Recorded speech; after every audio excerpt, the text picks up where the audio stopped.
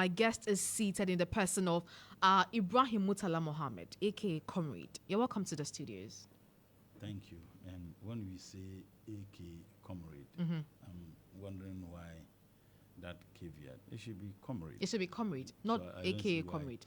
The AK is coming from. And I didn't know I was one of the disruptive members of Parliament. No, but that is what we've heard, that you're one of the people we refer to as stubborn academy in Parliament. Is that true? There's a saying that rumors are said by enemies, Oh, how? spread by innocents, and believed by fools.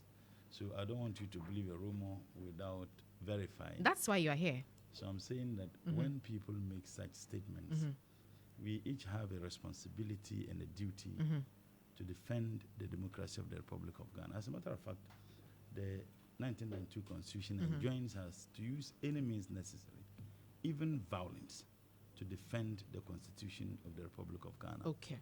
Whatever we have done in Parliament, from the elections of the Speaker and to the rulings of the Speaker just some few days ago, border entirely on the need to defend our democracy. So if defending the democracy is considered disruptive, then let it be so. So be it. One thing I can tell you, I am a patriot, I am a Democrat, and I believe in democratic principles. And therefore, we must do everything possible to defend this democracy. Okay. And as we are enjoined by the 1992 Constitution, that even violence means you can use to defend the democratic dispensation and the Constitution of the Republic of Ghana. You touched on the ruling of the Speaker recently, so let's just go straight into that.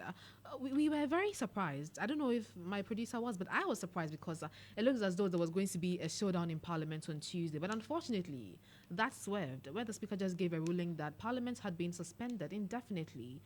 There was no certainty as to where Parliament was going to be recalled based due to the word indefinitely. But we are seeing that some signatories have been gathered by some NPP MPs to recall Parliament. And in fact, I think it's about 83 of those out of their 138 MPs, with about 55 remaining. What's your take on that? Well, first and foremost, I think it's important for us to understand that we are all practicing a democracy. Okay. We have had a history in this country where we have had military takeovers and truncation of our democratic processes before. We have tried the two main systems of democratic governance, the executive system of government and the legislative system. And I guess that the 1992 Constitution was promulgated mindful of the defects or challenges that we experience with the two main systems. And that is the reason why we are practicing the hybrid system. Okay. The hybridity of the system of government we practice comes also with some little defects or some challenges. So whatever is happening in Parliament, and let me state this, and I state it with all the seriousness it deserves, it inures to the growth of our democratic processes. Okay. I've heard people who have said that members of Parliament will be fighting in the chamber. It is not unique to Ghana. Even Congress, the US Congress and the Senate, they have exchanged blows before. The British Parliament, they have actually exchanged blows. We haven't even done an iota of what happened in the US Congress and the Senate and the British Parliament. In fact, the largest democracy is that of the Indian Parliament. And the Indian Parliament, they have experienced that. So when I hear people who say that members of Parliament as if, no, those are not unique. And I'm not saying that it's something we could not have avoided. But the fact that it happened doesn't degrade, if you like, our Parliament to the extent of which you hear people, and particularly some section of the Ghanaian media who are so lazy, who don't even read around what happens in other parliaments across the country. And they try to print the picture as if, oh, our Parliament has stooped so low. Look, where it comes to the defense of right against wrong, people will do everything possible to do so. Okay. On the matter of the ruling of the Speaker, I think that it is important for us to understand that long before the Speaker gave his ruling and the matter of the 4 members of Parliament filing and contesting as independent members of Parliament, Honorable Afenyo Markins had already gone to the Supreme Court. So it's like I'm arguing with you, and I suspect that you give me a slap. Then I rush to the court and says that someone intend to give me a slap, and therefore I'm suing that person for an assault.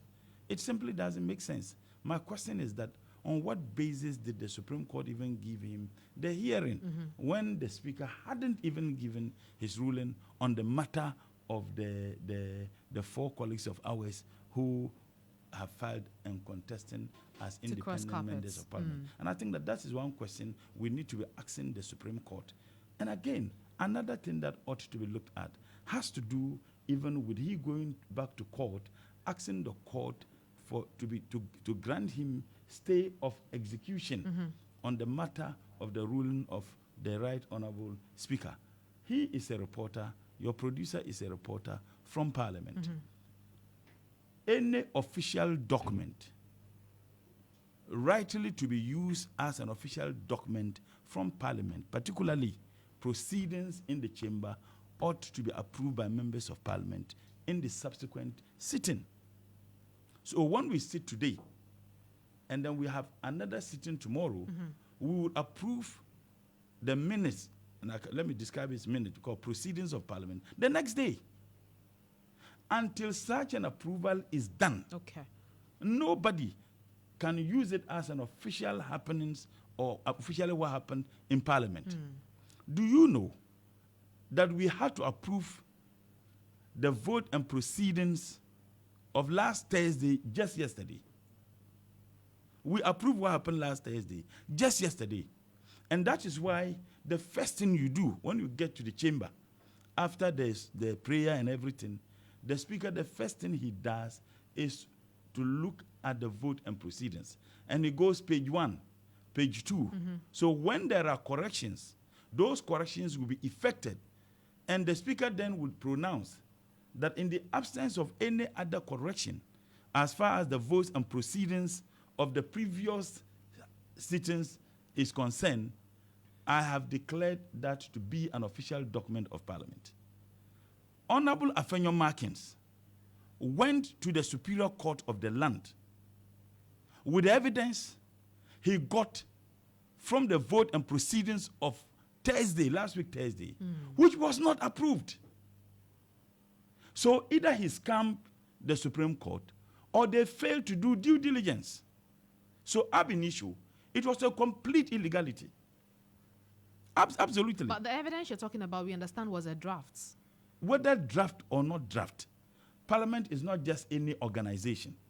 And in fact, when we're approving the vote and proceedings of last Thursday, yesterday, there were major amendments done in the votes and proceedings. You have corrections, grammatical errors, major amendments, about 2 or 3 amendments were effected in the votes and proceedings. Now, for a member of Parliament and a leader of the minority to go to court, you should go to court with an official document of Parliament until the vote and proceedings are looked at, if there are possible corrections and amendments, and then adopted, approved and adopted. It cannot be deemed to be an official happening in Parliament. And that was what Afenyo Markins took to court. So you still stand by the fact that the Supreme Court's ruled on It's not about still stand. That is a fact. It's illegal. What Afenyo Markins did. Either he deceived the Supreme Court, or he lied to them, or they knew and turned a blind eye. And I don't want to believe that the Supreme Court will deliberately turn a blind eye to that. So he scammed the Supreme Court. Because you have no right to do what he did. Assuming that we never had any changes and amendments done in the votes and proceedings of last Thursday, yesterday, one could even argue, even that argument would be a lame argument. However, we had a lot of changes effected in the votes and proceedings of last week. But let me come to one very important issue. You see, I said this today, and one of the incompetent MPP communicators, I don't know, I listened to one who was even lying that the NDC has a document. They just don't want to even read around. Well, have you seen that document? There is nothing like that. There is absolutely nothing like that. You see, it's an attempt because of this Japa document, which they have been exposed. You think they're just bringing that to combat? Oh, why? Your journalist requested for and he refused to give them. When a Japan document was out, people have access to it. What kind of document is it? You claim that the NDC had a document to rig the 2024 elections. You are unwilling to share that document. I mean, for me, the clownish is just too much. I thought it was only Dr. Baumia who is demonstrating clownishly in terms of his political rhetorics. Unfortunately, it has gotten to the entirety of the MPP. But you see, when the chief comes home with weird haircut, what do you expect his subjects to do? They come with tupejo. You know tupejo? No, what's the picture? Those old barber, you see it that way. So the lies, the deception is not only limited with their flag bearer. You see, we are practicing democracy. Those MPP guys, I urge them to go and read around the theories propounded by the likes of Professor Montesquieu, John Locke, and co. on the matter of separation of powers, checks, and balances. Now, the reason why they ought to read around those things, they are the hallmark, if you like, the guiding principles of our democratic governance. And the theory simply says that power should not be tilted at the advantage of one of the arms against the other, or two of the arms against the other. Okay. The executive, the legislature, and the judiciary. Okay. And therefore, power should be equally shared, such that one arm cannot arbitrarily use that power at the discomfort or disadvantage of the others. Okay. That must be established. Okay. Even in democracy, the most important arm in democracy is not even the judiciary. It is the legislative arm. On what basis? Because you make the laws? No, I'll tell you why. You see, you can have a government without parliament. A military dictatorship is still a government. In a military government, you have the executive operating, a military leader and his secretaries and his appointees. In a military dictatorship, you still have the courts operating. But in military dictatorship, you can't have parliament. And that is why, when you have a truncation of democratic governance, the first institution the military junta will attack and dissolve is parliament. So you can have a government without parliament, but you can't have democracy without parliament. Okay. That must be established. Let no one be deceived into thinking that the judiciary, in this case the Supreme Court, has more powers than parliament. Let no one be deceived into thinking that. The judiciary doesn't have more powers than the legislature. Okay. Neither the legislature having more powers than the judiciary. Okay. The Supreme Court is given an exclusive jurisdiction to interpret laws. So Parliament can go and discharge their responsibilities, perform their functions, and anyone who feels uncomfortable with it can go to the Supreme Court for interpretation. So the Supreme Court will then interpret that action to determine whether it is in sync with the Constitution or law or not. That is what the Supreme Court can do. The Supreme Court cannot be seeking to direct Parliament as to how we perform our functions. Okay. They don't have that authority. Okay. Now, what happened in this matter? It was not about interpretation of law. It was virtually directing Parliament as to what they want us to do. They can direct Parliament as to how Parliament should function.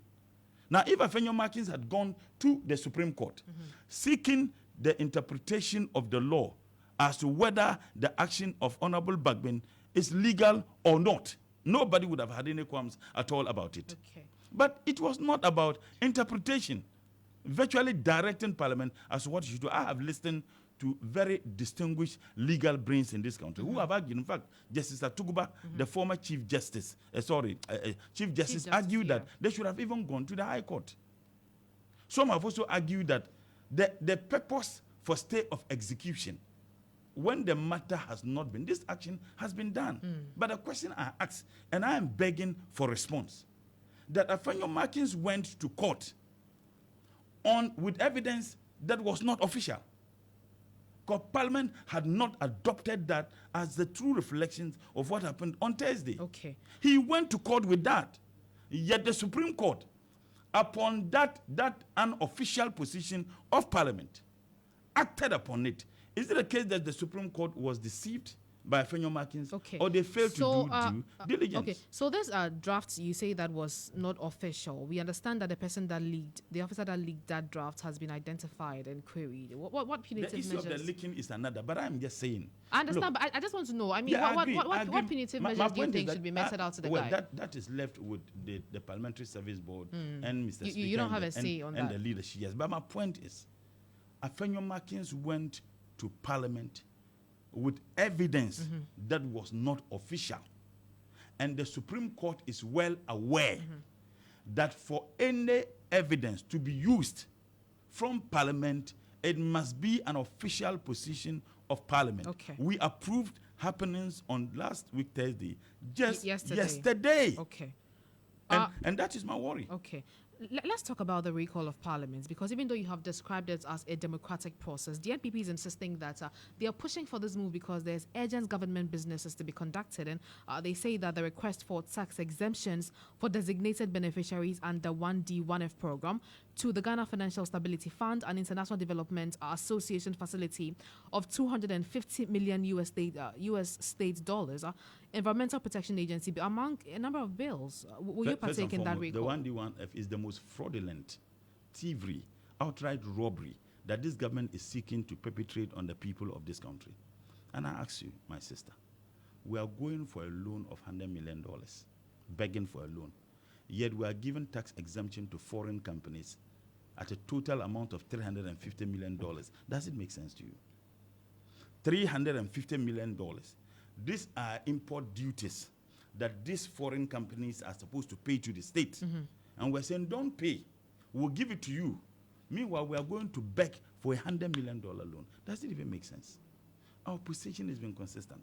Look, I have had the privileged opportunity to have managed the Ministry of Trade as a deputy minister before. And I have said that these people, they don't even read. Go and read the 1D1F policy document.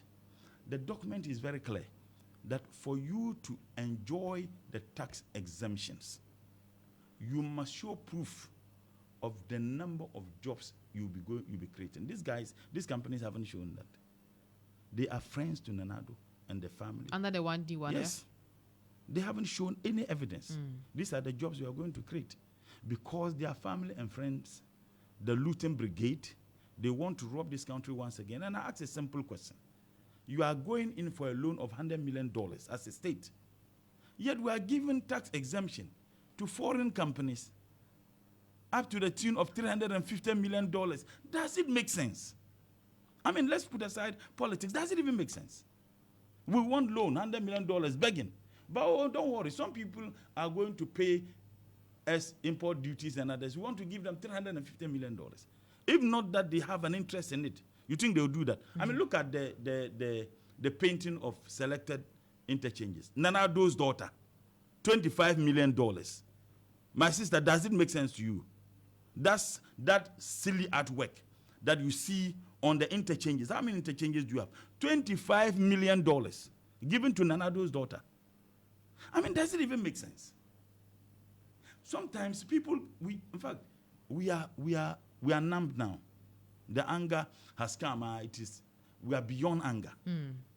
$25 million. That is what they have given to the daughter to paint the interchanges. Even if Maya Angelou was the one who was doing those artwork, they won't even charge that. A cathedral. Do you know they are owing even the contractor about $50 million for leaving his items there, the biggest pit hole. So I'm saying that, look, again, if you come to the environmental protection, you know the argument is that because of Galamsey, you don't need laws to stop Galamsey. You need political will. It's the MPP people who are engaged in the Galamsey. And don't take my words. The former minister for local government, Ajia Alima, when she had interaction with MMDCs, your TV station carried it, I think about 4 years, or is it almost 5 years ago? And she said, and I quote, "We know those of you who are engaged in Galamsey and will come after you." And she was talking to MMDCs appointed by President Nanado. Where are they? So you don't need laws. When I hear people say, the NDC, you are talking about Galamsey, we want to pass laws. We have enough laws to stop Galamsey. What we are lacking is political will, because Nanado is the biggest beneficiary as far as the Galamsey is concerned. There are people at the Flagstaff House who are engaged in Galamsey. Okay. Now, still on Galamsey, we understand that it has been a private members bill proposed by 3 of your MPs. Yes. How confident are you that it will materialize within a space of 6 weeks? Well, for it to materialize is one thing, but my position is still very don't clear. you think that is the reason you should probably partake in the recall? No, I think that we don't, look, my first statement there, we don't need even those laws to stop Galamsey. So in essence, you will not partake in that recall? I'm saying that it's just a political will. We have enough laws to stop Galamsey. On a general scale, will the Yes. NDC partake in that recall? Which recall? Which recall? Recall proposed by the NDC Look, MPs. we are law-abiding citizens. As far as we are concerned, the NDC is majority in parliament, and no one can change that. Per the Speaker's interpretation of Not article. even per the Speaker's interpretation. You see, you are dealing with a group of people who don't have principles. They don't even respect their own constitution. Article 9 of the MPP constitution is very clear. Article 9 of the MPP's constitution says that should any member decide to contest as an independent member of parliament, that member automatically forfeits. They say automatically forfeits his what? His membership. Okay. Now, if you take Article 97(1)(g) of the 1992 Constitution, also says that if you go to Parliament as a member of Parliament on the ticket of any political party, and you choose to contest as an independent member, or you defect from that party to another party, you lose your status as a member of Parliament. Your seat becomes vacant. And I'm saying that the MPP's own constitution, Article 9 of the MPP's own constitution says that should you contest as an independent member of Parliament, you automatically forfeit your status as a member of the party. So it is not you have just we. finalized your argument that the NDC is the majority in Parliament. It's not me. They are facts. Granted. Now, granted that the stay of execution of the Supreme Court, granted that it is supposed or it is going to be abided by Mr. Speaker and all of us, same ought to be communicated to the people of this country in Parliament by the Speaker. Until such is done, the ruling of the Speaker is what should be supreme. Okay. But I just want a yes or no answer. Will you partake in the recall? Yes, of course. No? You will. Why? We are members of Parliament. Okay. If they follow the necessary processes to invite us and the Speaker invites us, we will. And you see, the standing orders are very clear. The standing orders, and I guess even the Constitution says that if an emergency meeting, as they want us to come back to Parliament, the Speaker would have to be notified, at least within a period of 1 week after they get the necessary signatories. And then the Speaker would then also inform members of Parliament. What they are now saying is that usually it takes like 2 weeks. What they are now saying is that the Speaker notification and everything should be done in 2 weeks. Absolute nonsense. Absolute balderdash. Look, the Speaker, it is the discretion of the Speaker to determine how quickly he calls us. So within 1 week, the Speaker would have to give us time, because some of us are moving to our constituencies. But for this interaction, I was supposed to be in my constituency. Okay. So why do you think... I mean, we appreciate your time. And so I'm saying that, but for this, I was supposed to be in my constituency. A lot of our colleagues have actually gone to their constituencies. So they are now saying that the Speaker must do everything within 1 week. Like, seriously? You think it's absurd? I don't want to use certain strong words. But, I mean, if Parliament is recalled, where will the NDC MP sit? We are sitting on the majority. On the right-hand side of the Speaker? And nothing except God can prevent us from sitting there. Okay. We will sit there in the day. And I heard them say that, oh, because they are law-abiding. I heard their incompetent communication director. What's the gentleman's name? The one who lied. Is it Richard Enyagba? That very incompetent. He said that the NDC, because they are law-abiding, the NDC is violence. You see, a lot of them, they don't read. They should go and read. I have a book I can make available to any of their communicators. That's okay. I actually want to talk about your constituency now. You played his voice, and then you asked me a question on that. So I need to speak on that. Just briefly. Go and read End of the Illusion. When the UP, and you see, by the way, I tell the MPP people, my grandfather My direct grandfather was one of the founding fathers of the UP tradition. Okay. The Yakub Tale. But the more I read about the political history of this country, the more I distance myself from that tradition. My direct grandfather. I'm saying that they should read the end of the illusion. When the UP was formed, Asante war drums were played. We are still aware of the Matimuhu, a woman in Kumasi. They used pestle, the one they used to pound fufu, and pounded on the private part of the woman because she was a CPP member. The Kulungugu bomb throwing. And as a matter of fact, when Nkrumah incarcerated a lot of them, and they criminally overthrew Nkrumah, the Buza set up a commission, and the commission indeed came to the same conclusion. When they even said Nkrumah killed JB Dankwa, he never did. He died a natural death. Now, in this parliament, forget of even their atrocities in the past, in this parliament, they commandeered military officers into chamber. That was an affront to our democracy. The military have no business in parliament. Yet these people will come and tell us that they are law-abiding. But because they don't want violence, they don't want anarchy, that was the reason why they decided not to engage. Because my good friend Afenyo Makin has been abandoned by his own party people. Okay, and I'll tell you the reason. The reason why they didn't sit on the part of the majority, because they didn't have the numbers. They came, they were few. They would have done that.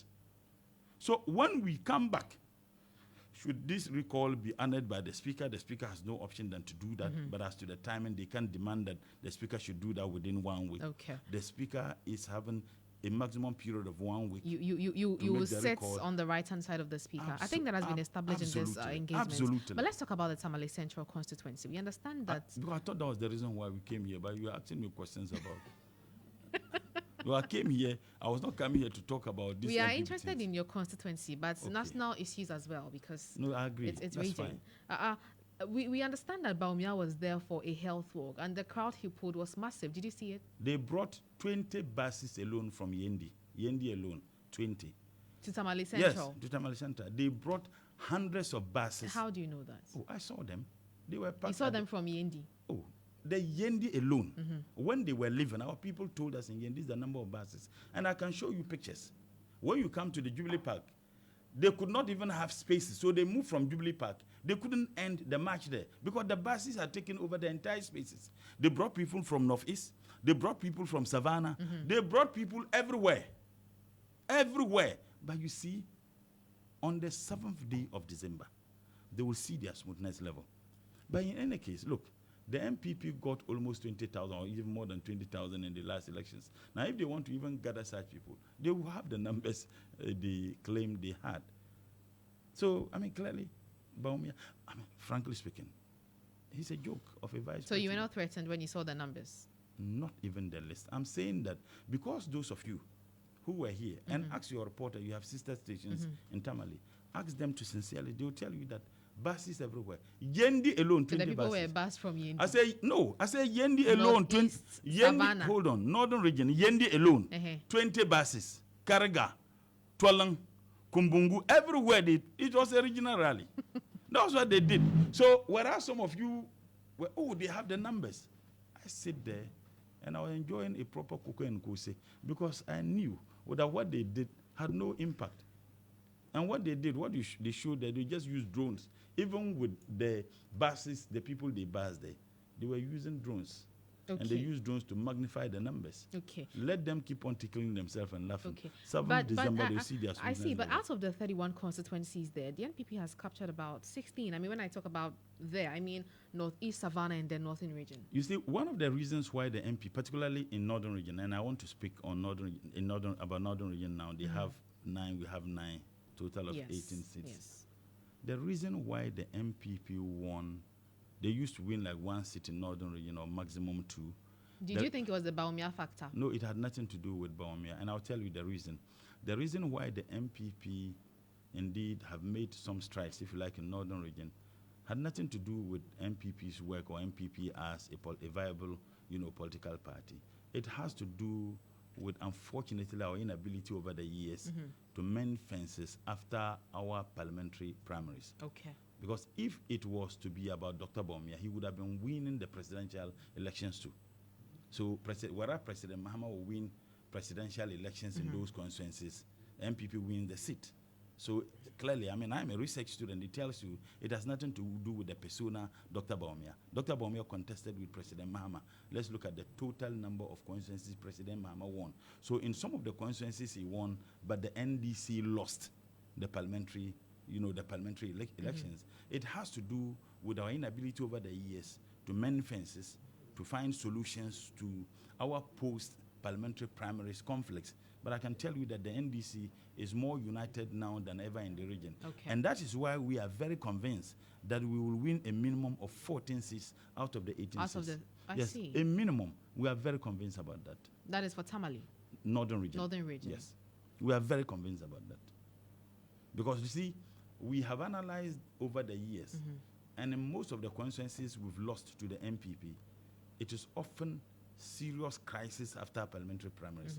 And sometimes the timely nature of our parliamentary primaries, sometimes you organize it closer to the elections. By the time you resolve, the differences, you are getting into the elections. So if you observe, this year we had our parliamentary primaries very earlier than the MPP did. And thank God that we didn't have much problems. Places that we had problems, we've been able to resolve those problems. Because it doesn't make sense why NDC will be winning presidential, yet we are losing parliamentary. So those who argue it has to do with Dr. Bawumia's factor, they are just deceiving themselves. Okay. Samira Bawumia, you know what they now do, and I'll tell you. I mean, it's so they do it shamelessly. They go to the Muslim communities, they go to the youth groups, preaching religious differences. That's what they do. Really? Oh, yes. Oh, yes. And because they know, they can't say it publicly. They go tell them that vote for Dr. Bawumia because he's a Muslim. But they have even done it publicly. Sheikh Nuama, you saw the video. Sheikh Nuama in Kumasi said they should vote for Dr. Bawumia because he's a Muslim. Nonsense. Absolute nonsense. This country is a secular state. I don't care who is the president of the Republic of Ghana. What I care is the person who treats everybody equally, despite your religious differences. And it is very clear. Between Dr. Bawumia, the NDC, and MPP, who has served the interests of Muslims is the NDC. It's the NDC. Look, the sacred pledge of every Muslim, one of the pillars of Islam, is to go to Hajj, if you have the means. And that is why it is said that once you are able to meet all the 4 pillars, and then you go to Hajj, you have completed your obligation as a Muslim. Do you know under the NDC, we're paying maximum 12,000 Ghana cedis to go to Hajj. Okay. Today, this year, do you know how much you pay? 75,000 Ghana cedis.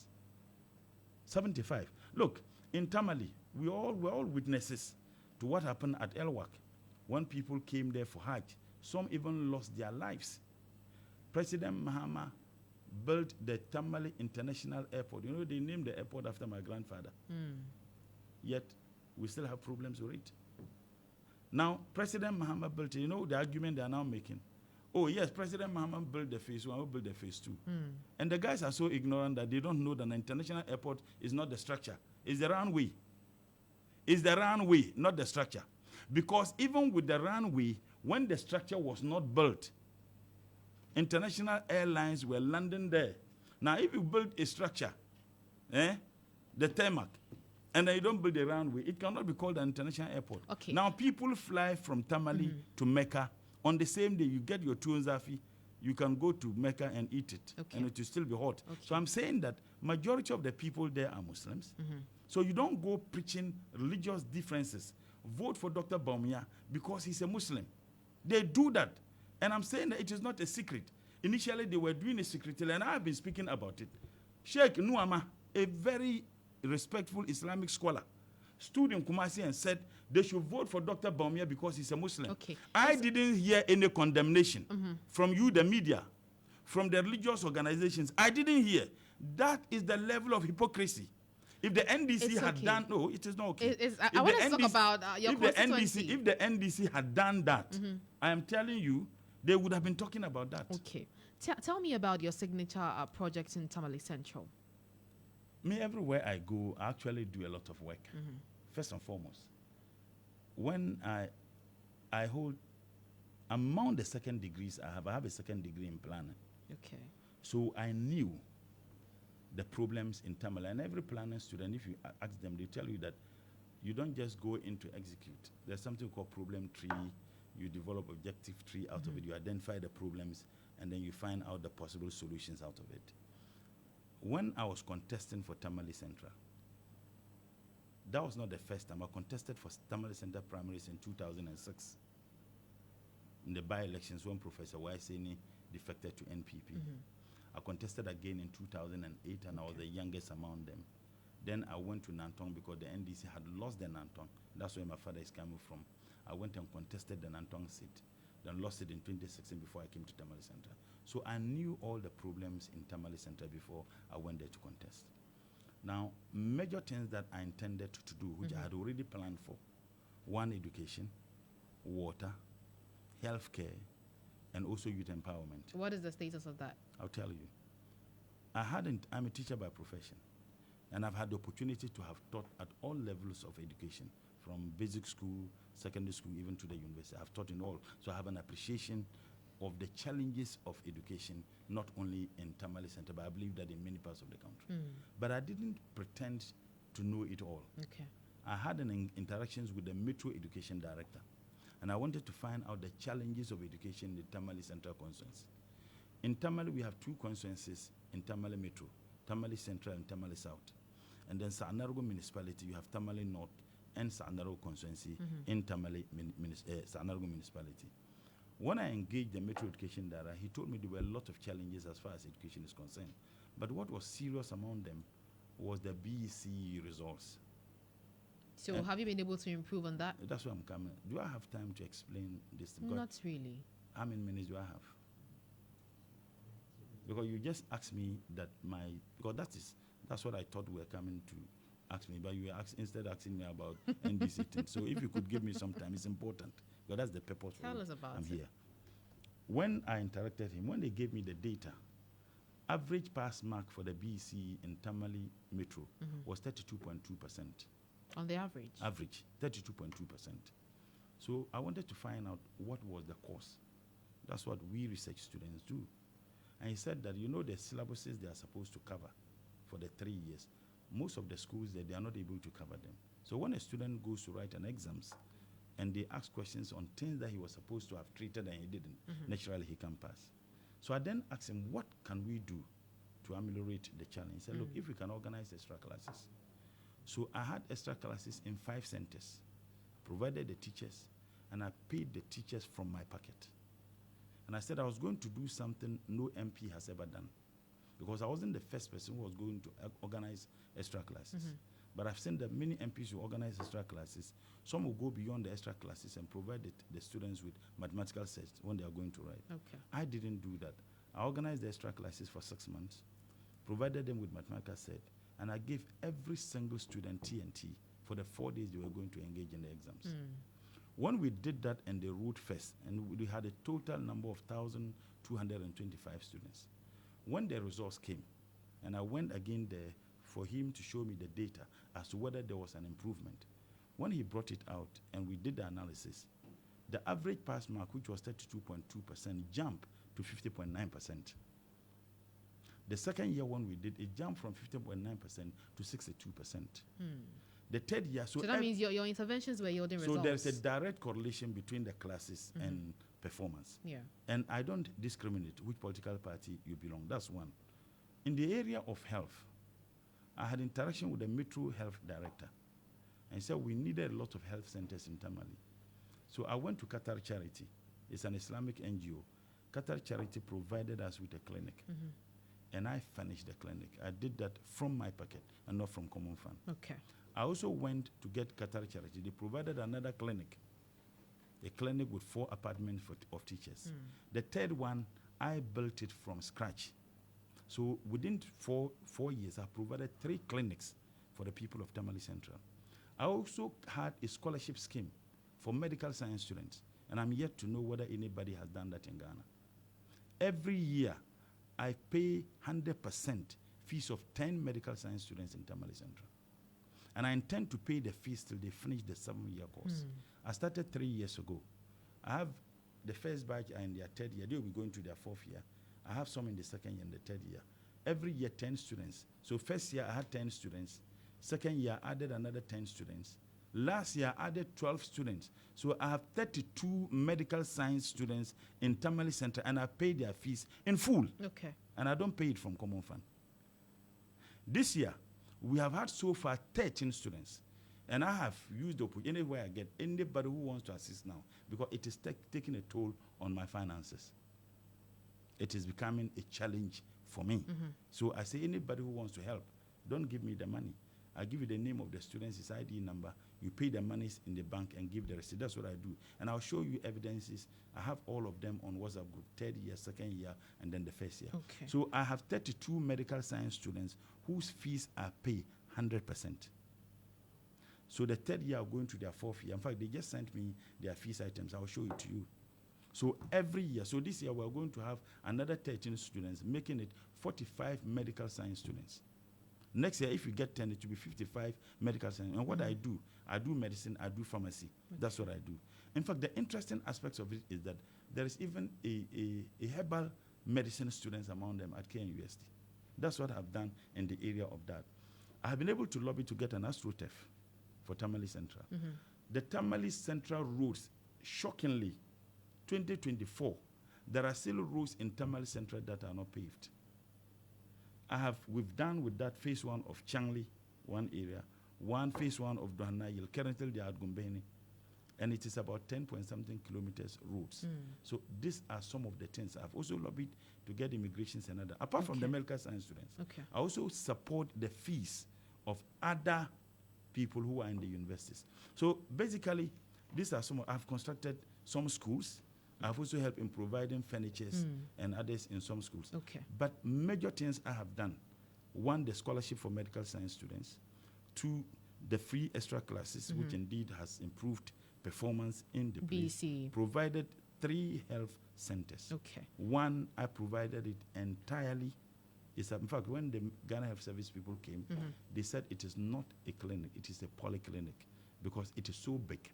And the one Qatar Charity has provided, they provided it with 4 apartments for health workers who will be there in the period of 3 years. And the most important thing, I visit my constituency every other week. Every other week. Every other week. We are wrapping up, but tell us your final words. Tell your constituents why they should maintain you ahead of Sule Salifu. You can speak your local dialect to them. They're listening. Well, what Sule Salifu has done is, you can find it. Tamale Central Metro is one of the. In fact, we had the we are wrapping up. One of the metropolitan assemblies that generate a lot of money. When I had this engagement with him on a sister, TV station, and this their community manifesto, when the question was put as to what he has done, he said he constructed street lights. Tamale Metro has a lot of money, and I don't know what basically they have actually done. And on that day, I indicated to him, my common fund, he approves it.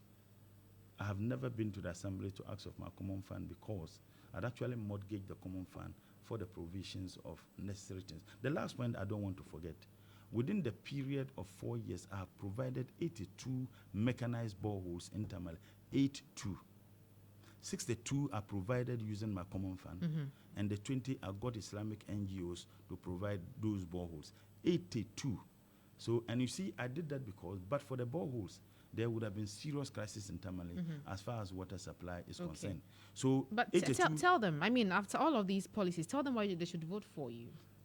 First and foremost, I am down to earth, and everybody knows in Tamale I ride motos. I am with the people. I have done that which the people need. I don't discriminate between NDC and MPP in terms of the things I have provided in the classes, the water, the medical science students. Out of, when they were 20, we had 7 kids who were typically from MPP, so I don't discriminate. That's one thing. Now, you are choosing an MP to work. I have done roads, I have provided an AstroTurf. The reason why we provided those things because the people desperately need them. Now, what will be the benefit in they wanting to change? When you have, interestingly, the mayor of Tamale, who had resources at his disposal than me, yet he can't point to anything. The only thing he said he did, he constructed street lights, and I don't know whether we construct street lights. That's it. Absolutely. Thank you. Thank you very much. I've been engaging Comrade Murtala Muhammed. I thought you said I should speak Dagbani. I gave you the chance to do that. You didn't do it. No, so but we are done. I didn't finish with the English. You are bullying me. But we are done. You are bullying me on your program. So let me speak Dagbani just a minute. In 5 seconds. To nukwen yel sham nyame. dagbang za Tamale Center za bi nyani tumtum shanga antuma de dola polo na de ka daare mini tumtum shanga ma mbe gang nan koma nan bohol ma de nyala pehni na yi ne mi a shifti shanga karnya shiftin ma debata deba yi man me za'an ka finishi le za'an ma me shabi me kan finishi kan ya katar charity kap kana tilami ne bo doctor be banchen university bo hande doctor be man yorbe fees be nya be peta na yi yunungo be pia na ta kadi zampa kam non be pe na no pa ko mon fan kam mal yorle yor landal jif bune ne la male la extra class chanten nan ma be ma bira sabe ko go pubzo va be peta konda pasra tempil le zongo ko go pubzo bam pasra ba ba be pitso point nchende chenji men nan lam gang ten nan lam synthèse men nan la ban chason na jenna man wohor classes man terba ma sed man nan terba lare ben yamal shal pier lora nchende sabra ka kunna del lam pa mal pala a chang le zongo chang la pala ko to lam bangle do na ye pala ko bangle be gombe ne ti yini ti an pala la makara un pa word f un pa ti show ka pa polo f ka pa agric mo hebe fondement za pal kam den to ne ti bien tenan asruta be ne mer bola lo chapolo den garde zafa nta so kam min nan na aryan sa shal kam biela yanga an gbobla Tamale Center na adalci da zon ta halkan yin tun so kam lam pima mun mun zana ma la'ar kam bizanto no miela street light no abin be miela street light. Thank you, Mabia. Dagbani is a beautiful language. I think I need to start teaching you Dagbani. I agree. And that is how we end the conversation. I have given you a good laugh today.